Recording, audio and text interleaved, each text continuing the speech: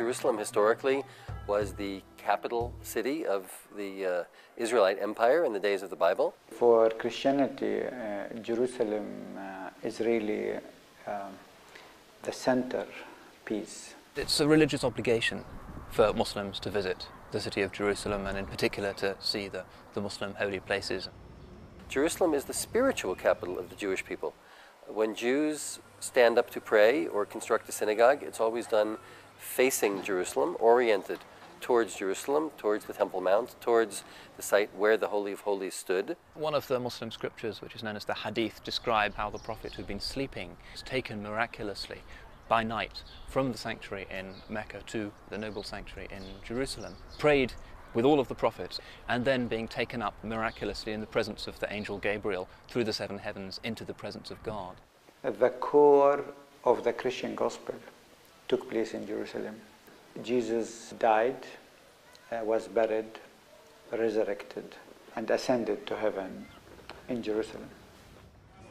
For Jews, the most important places are the Western Wall, also the Temple Mount, adjacent to the Western Wall, the Jewish quarter of the Old City.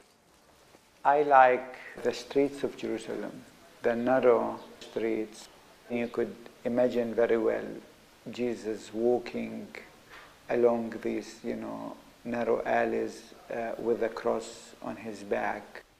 Prayers said in the Masjid al-Aqsa, the furthest mosque in Jerusalem, are 1,000 times more meritorious than prayers said anywhere else. And it's for this reason that Muslims have made pilgrimages to Jerusalem. All peoples should have access to their holy sites, and it's not for others to judge what is a holy site to one people or another. For us as Palestinians, and you want to go to Jerusalem, you have the wall, you cannot go there, and you cannot actually pass without a permit. So I need a permit to go from Bethlehem to Jerusalem.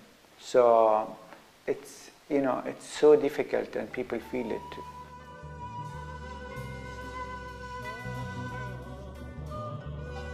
It is not easy at the moment to see Jerusalem as a force uniting the different peoples, but I think we need to keep our vision focused clearly on the words of the prophet Isaiah, who said towards the end of the book, "My house will be a house of prayer for all peoples."